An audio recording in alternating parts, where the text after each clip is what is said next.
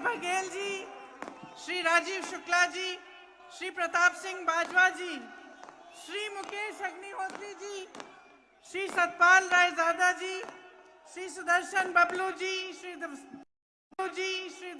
देवेंद्र भुट्टो जी, श्री चैतन्य शर्मा जी, श्रीमती जनाब चंदेल जी, श्री छतर सिंह ठाकुर जी और सेवा दल के अध्यक्ष श्री अनुराग। गुरु नानक की धरती है। गुरु नानक देव जी के वंशजों ने इसे, बाबा बेदी जी ने, बाबा रुद्रानंद जी की तप स्थली है ये, बाबा बाल जी महाराज की तपोभूमि है। इस धरती ने, जिसे देवी देवताओं की, संतों की धरती कहते हैं, इस धरती ने आपको एक बहुत बड़ी परंपरा, इस धरती ने आपको एक बहुत बड़ी परंपरा दी है, सच्चाई को परखने की परंपरा। संत महात्मा क्या कहते थे कि अपनी जीवन की सच्चाई समझो, अपनी परिस्थितियों को समझो और सत्य के रास्ते पर चलो। यही आपकी पुरानी परंपरा है। जो गलत है, जो सच है, इन दोनों को पहचानने की परंपरा। तो आज ये मौका आ गया है, चुनाव है, लेकिन हर 5 साल चुनाव आता है। इस चुनाव में कौन सी बड़ी बात है? ये चुनाव आपका भविष्य तय करने वाला चुनाव है।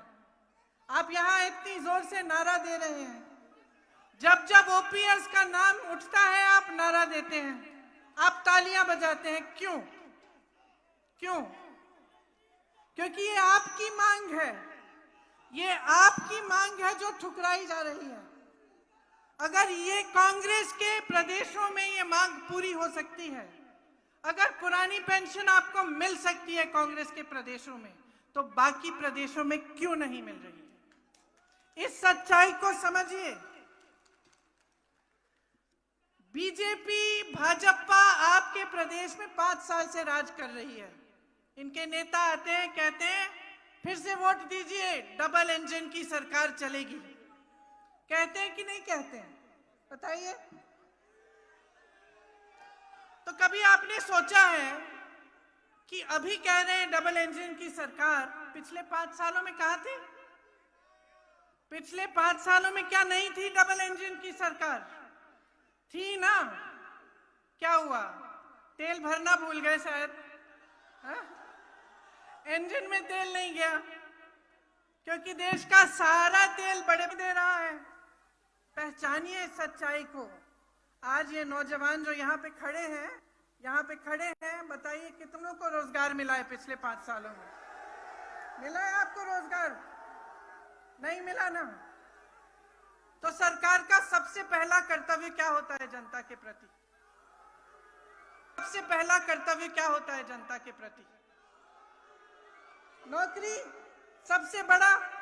क्यों? मेरी बहनें बैठी हुई हैं, आप अपने बच्चों की परवरिश क्यों करते हैं? प्रेम से उनकी देखभाल करते हैं, उनको शिक्षित करते हैं। क्यों? ताकि उनका भविष्य बने, बड़े होकर वो आत्मनिर्भर हो, आपका भी देखभाल करें। इसीलिए ना। तो सरकार का क्या कर्तव्य बनता है आपके प्रति कि आपके जो बच्चे हैं, जिनकी आपने परवरिश की है, जिनको पढ़ाया लिखाया है, उनको आगे बढ़ाएं, उनका भविष्य बनाएं। लेकिन ये भाजपा की सरकार जो 5 सालों के लिए यहां चल रही है, केंद्र में भी है, तमाम साधन है इनके पास, लेकिन इनके राज्य में 63,000 पद खाली हैं।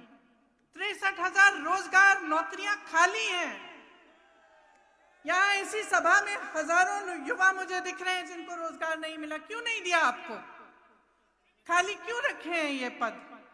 जब कांग्रेस कहती है कि पहली मंत्रिमंडल की मीटिंग में ही हम 1 लाख रोजगार देने के लिए हम निर्णय लेंगे,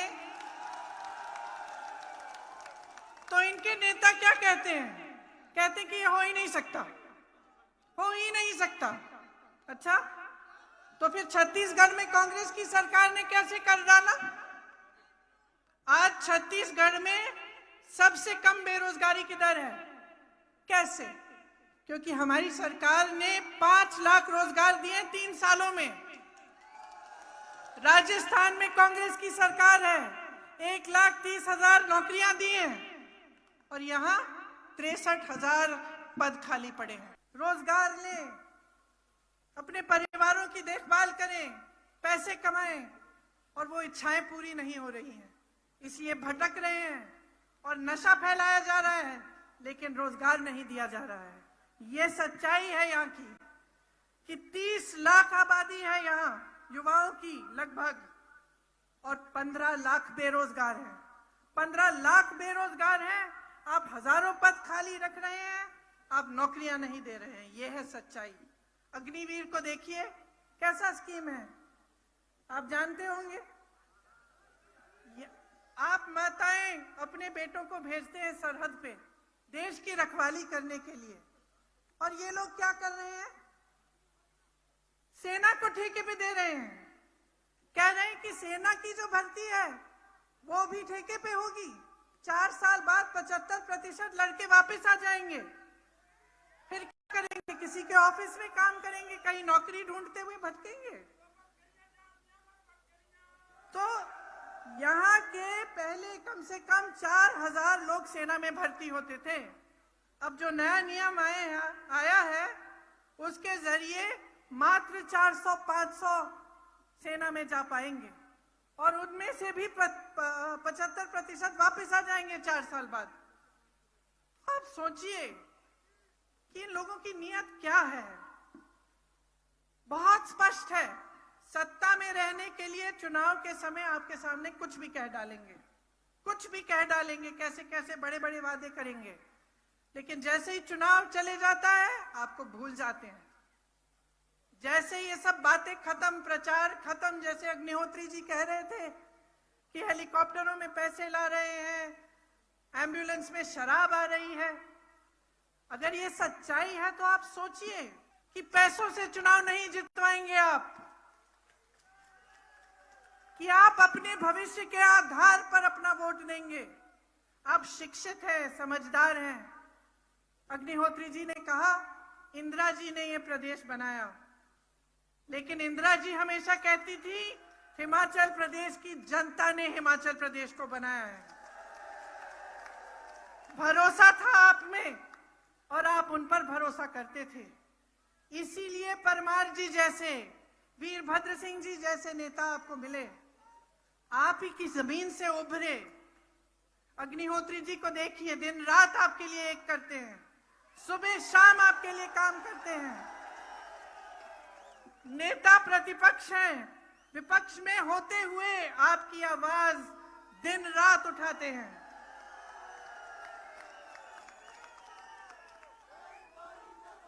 और भाजपा के नेताओं को देखिए, यहां इस धरती पर आकर क्या कहते हैं, झूठे वादे करते हैं और आपसे कहते हैं कि दवाई बार बार बदलने से बीमारी नहीं छूटती। कौन बीमार है भाई? बीमार हो? क्या हिमाचल प्रदेश बीमार है? क्या हिमाचल प्रदेश की जनता बीमार है? देखिए किस नजरिए से आपको देखा जा रहा है, कि आपको बताया जा रहा है कि बीमार हो, दवाई बदलते मत रहो, वही पुरानी दवाई खाते जाओ। ये बताया जा रहा है आपको, समझ लो, गुमराह किया जा रहा है। आज हिमाचल प्रदेश घाटे में है, 70,000 करोड़ का कर्ज है। प्रदेश के 20 निगम और बोर्ड घाटे में हैं। कर्मचारियों को दिवाली का डीए नहीं मिला। एचआरटीसी के कर्मचारियों को अभी तक इस महीने का वेतन नहीं मिला था। लेकिन घोटाले ही घोटाले हैं। कोरोना के समय पीपीई किट में घोटाले हुए, पुलिस भर्ती में घोटाला हुआ, शिक्षक भर्ती में घोटाला हुआ, खनन के तमाम घोटाले हैं। ये स्थिति है और आपसे कहते हैं दवाई मत बदलिए, जैसे कि आप बीमार हैं। इन्होंने क्या परिस्थिति बना दी है हिमाचल प्रदेश के नौजवानों की, हिमाचल प्रदेश के भविष्य की। किसान, बागबान, छोटे व्यापारी सब मुसीबत में हैं। किसी से भी पूछ लीजिए पिछले 5 सालों में क्या आपने तरक्की की? क्या आपका बिजनेस बढ़ा? आपको रोजगार मिला? सब मना करते हैं, किसी की तरक्की नहीं हुई है। तो जब ये असलियत है और असलियत आपके सामने है, आप जी रहे हो इस असलियत को, तो आप इस असलियत को बदलते क्यों नहीं? बदलोगे?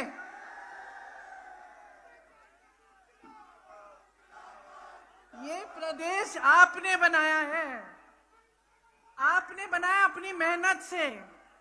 यहाँ तमाम बच्चे शिक्षित हैं, महिलाएं शिक्षित हैं, आगे बढ़ना चाहती हैं, युवा आगे बढ़ना चाहते हैं, लेकिन इन लोगों ने गलत निर्णय लेकर इस प्रदेश को बिगाड़ने के अलावा कुछ ठोस काम नहीं किया है। डबल इंजन की सिर्फ बातें हैं, आगे बढ़ाने की कोई बात नहीं है। और 5 सालों में जो आपने सहा है, जो आपने देखा है, ये आप अच्छी तरह से जानते हैं। तो मैं यहाँ खड़े होकर आपको झूठे वादे नहीं करना चाहती, आपको झूठे वादे नहीं करना चाहती। मैं आपको सिर्फ एक चीज कहना चाहती हूँ, अपने अनुभव पर उतरो। आपने क्या देखा है 5 सालों में? क्या आपने ऐसे नेता देखे हैं कि आपके घर आके आपकी परेशानियों को समझे? आप ओपीएस ओपीएस ओपीएस चिल्ला चिल्ला कर थक गए, किसी ने सुनवाई की आपकी? ये कितनी गहरी समस्या है, मैं जानती हूँ। उत्तर प्रदेश में काम करती हूँ कि जीवन भर आपको पेंशन मिलेगा, आपकी सुरक्षा होगी, वरना आप प्राइवेट में ले लेते। तो जब इतनी गहरी समस्या है, आप 5 सालों से कह रहे हैं, 10 सालों से कह रहे हैं, कोई सुन नहीं रहा है। ये स्थिति है। क्या मिला आपको? हाँ, ये सच है कि बड़े बड़े हिमाचल से बड़े बड़े नेता बने भाजपा में, अपनी तरक्की की। क्या प्रदेश की तरक्की की? आज अगर फसल का दाम किसान मांगता है हिमाचल का, उसको मिलता है? कौन तय कर रहा है? कौन तय कर रहा है फसल का दाम? बड़े बड़े उद्योगपति। मैंने कहा सारा देश का तेल उनके इंजन में जा रहा है। रोजगार कहां से आते हैं?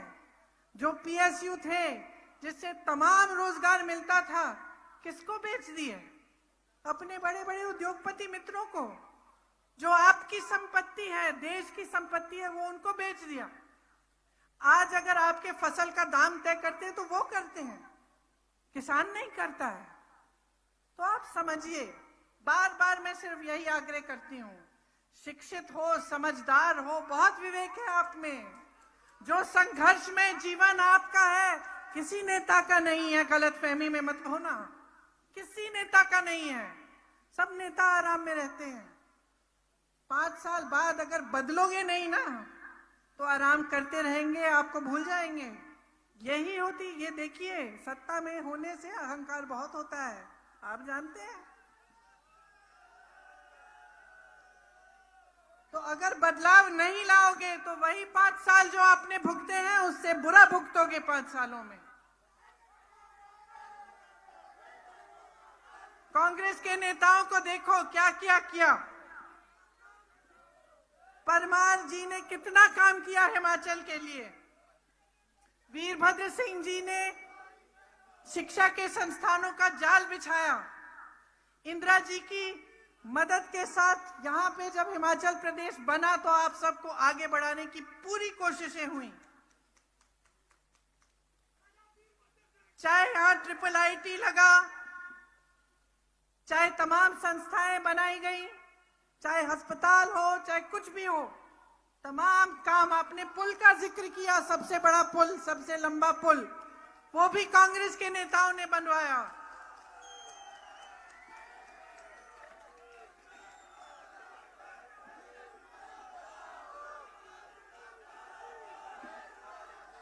हम आपके लिए काम करके दिखाना चाहते हैं।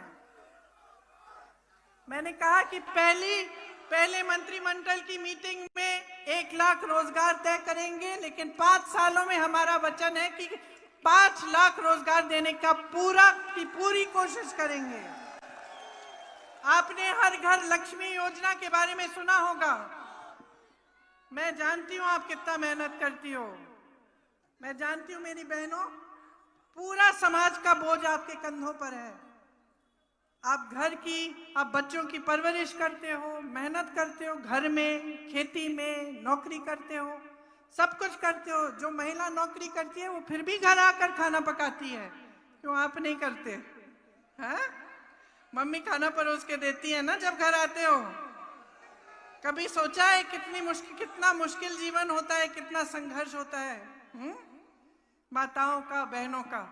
हम समझते हैं, इसीलिए हम हर घर लक्ष्मी योजना बनाना चाहते हैं, जिससे 1500 रुपए प्रति माह आपको मिलेंगे, आपके खाते में जाएंगे।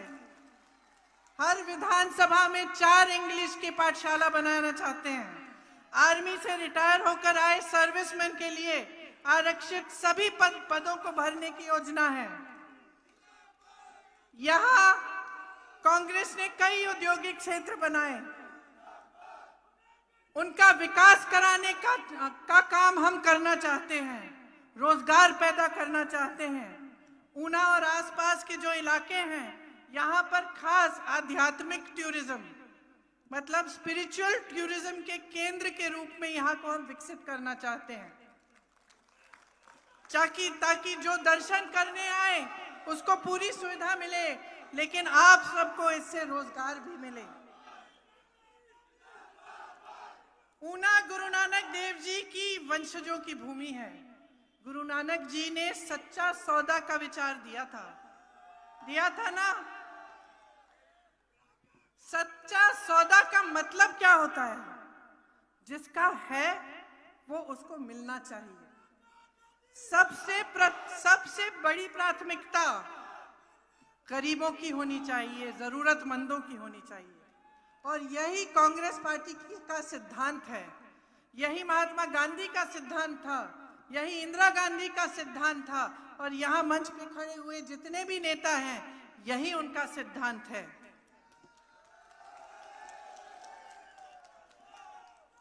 यहाँ पे जितने भी कार्य किए गए इसी सिद्धांत के जरिए किए गए। फूड पार्क बना, पंडोगा, बाथू, बाथड़ी जैसे औद्योगिक क्षेत्र बनाए, सिविल हॉस्पिटल बनाया, मैंने पहले कहा triple IT, lift irrigation system से यहाँ पानी की समस्या दूर की गई। ये इन्हीं सिद्धांतों के जरिए, इन्हीं की वजह से ये सब काम हुआ। तो आप ही पहचानिए, बहनों पहचान लो। मैं पंजाब में जब प्रचार करने गई थी तो मैंने कहा था, जब लड़की के लिए दूल्हा ढूंढना पड़ता है तो सबसे पहले जब घर में जाते हैं उसको देखते हैं तो हम क्या देखते हैं?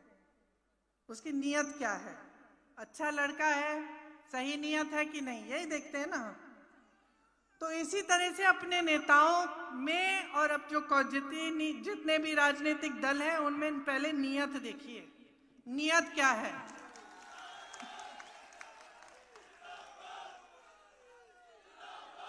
जिस तरह से हमारे सिद्धांत सेवा और समर्पण के हैं, उसी तरह से आज भाजपा का एक ही सिद्धांत है, सत्ता में रहना। बस किसी भी हालत में कैसे भी सत्ता में रहना, यही है। और सत्ता में रहकर जनता को, गरीबों को, जरूरतमंदों को, मिडिल क्लास को भूल जाना, अपने बड़े बड़े उद्योगपति मित्रों को सिर्फ आगे बढ़ाना, उनको विकसित करना। तो ये सारी सच्चाई आपके सामने है। आपको रोजगार देने वाली सरकार चाहिए या रोजगार छीनने वाली चाहिए? रोजगार देने वाली चाहिए, हाँ या ना? पुरानी पेंशन देने वाली सरकार चाहिए या लेने वाली सरकार चाहिए? महंगाई घटाने वाली सरकार चाहिए या महंगाई बढ़ाने वाली सरकार चाहिए? आपको ऐसी सरकार चाहिए जो आपकी कमर तोड़े, जीएसटी थोपे आप पर, या आपको राहत दे, आपको मदद करे? जो कांग्रेस के नेता कहते हैं, ज्यादातर करके दिखाते हैं। यहाँ बघेल जी खड़े हैं, इनके प्रदेश में जैसे मैंने कहा पुराना पेंशन आज लागू है, इस आधार पर कह रहे हैं हम। हाँ, 5 लाख रोजगार दिलवाए हैं, इस आधार पर हम कह रहे हैं कि हम हिमाचल प्रदेश में भी देंगे।